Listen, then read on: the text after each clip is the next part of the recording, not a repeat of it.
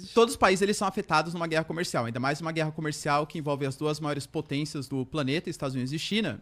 Tem uma noção, a Bloomberg, ela colocou que os impactos podem chegar no comércio a 33 trilhões de dólares.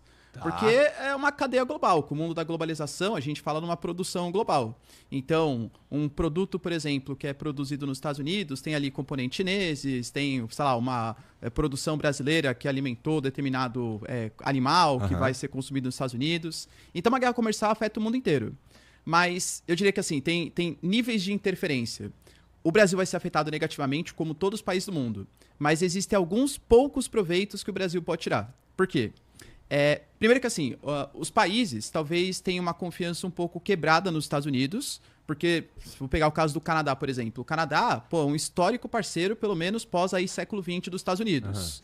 Os americanos estão anunciando taxas de 20% em cima do Canadá, e o Canadá começou a fazer boicote. O Toronto Raptors, quando foi jogar lá na NBA, né, recebeu o time americano, a galera foi vaiada. Então isso pode abrir oportunidade para que, por exemplo, tenha uma aceleração do acordo Mercosul-União Europeia. Fora a França, a gente tem vários países agora da Europa que estão dispostos, ou pelo menos mais dispostos, a buscar mercados alternativos, mesmo que seja o acordo Mercosul-União Europeia. Fora que o Brasil, ele é concorrente de vários produtos americanos. Por exemplo, soja, milho, carne de frango, carne bovina. Aí, se os americanos eles ficam sobretaxando os outros países e os países sobretaxam produtos americanos, o Brasil pode surgir com um mercado alternativo. Só que assim, claro que não é um passe de mágica, né? Tipo, sei lá, beleza, não agora... vai acontecer amanhã, né? Exatamente. E porque, sabe, produzir a soja, por exemplo, tem todo o tempo de colheita, plantação, enfim. Então, as pessoas acham que, não, agora os americanos não comercializam mais, o Brasil vai suprir toda essa demanda do mercado internacional. O efeito prático é um dólar batendo R$6 aí hoje.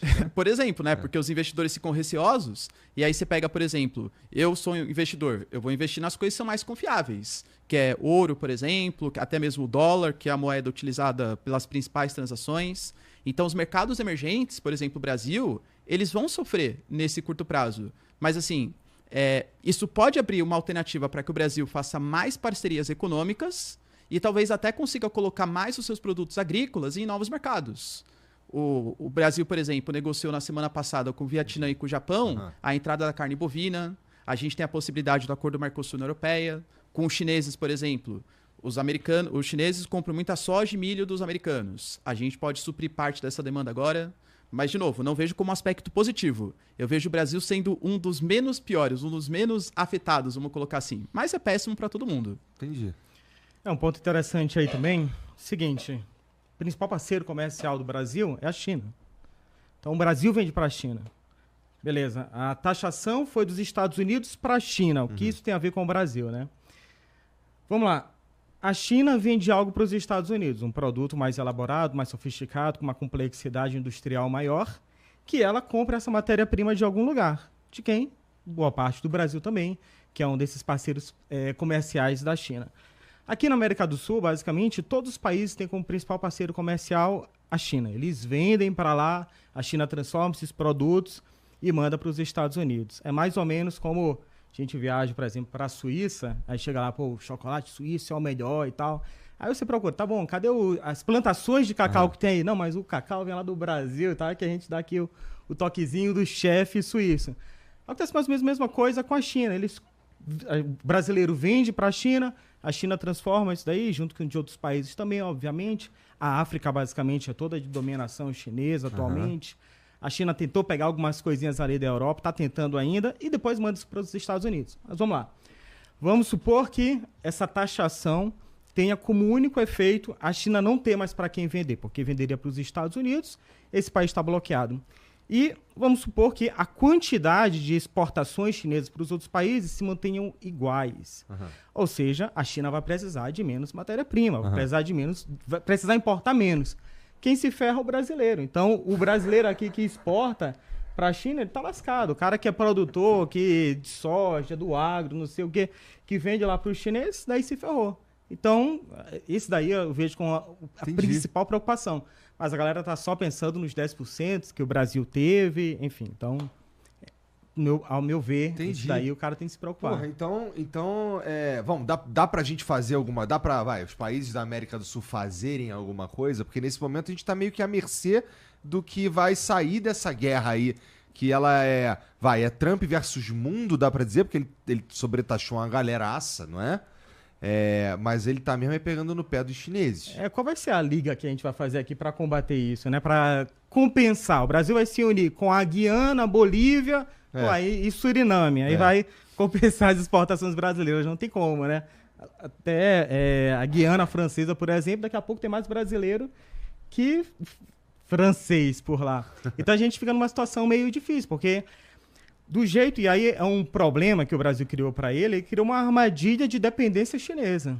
O Brasil exporta muito para a China, tem muito dinheiro chinês aqui, em portos, estradas, infraestrutura brasileira depende muito de recursos chinês. E aí, se acontecer alguma coisa, os chineses não tenham mais dinheiro, os caras quebrarem lá, não é o que vai acontecer agora, mas eventualmente pode acontecer. O que vai acontecer? E é o que você falou. Os Estados Unidos colocaram essa taxa, esse tarifaço, para 185 países. Deixaram 10 ali de fora. Nem vi qual é essa lista dos 10, que até os pinguins sobraram para eles, né? Tem ilha que é só pinguim, está sendo taxada lá também. E o Brasil ficou ali meio que na maciota, caladinho e tal, deu uma de Vasco, tá lá no fim da... Não é vascaína, né? Só falo isso porque ela é flamenguista. Tá lá no fim da tabela. E aí, a gente tá até conversando antes aqui, o Lula até tentou dar uma de galo, né? Então, a situação nossa, apesar de aparentemente não ser tão desconfortável, os complicadores que chegam depois, os desdobramentos, eles colocam a gente numa situação bastante difícil. Até porque... Sem poder fazer muita coisa. Isso, a gente está fazendo um recorte do Brasil, mas vai multiplicando isso por 185 países, por exemplo. Uhum.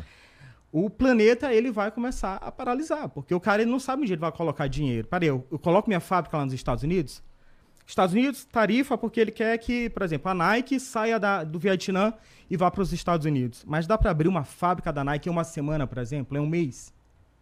Tá bom, o cara da Nike coloca lá correndo uma fábrica nos Estados Unidos. O que a galera que gosta muito, muito do Trump, eu tenho minha simpatia com ele também, mas tem a galera que simpatiza muito mais. O que essa galera tá falando? Não, o Trump ele tá fazendo uma cartada. Amanhã ou depois, ele vai desistir, vai dar para trás, e aí ele vai conseguir aquilo que ele quer. Só que o cara da Nike que abriu lá a fábrica, ele vai fazer o quê? Ele volta com a fábrica no Vietnã? Então os investidores, de forma geral, estão paralisando nesse momento os investimentos, porque não dá para saber exatamente o que vai acontecer. Pô, que merda, hein?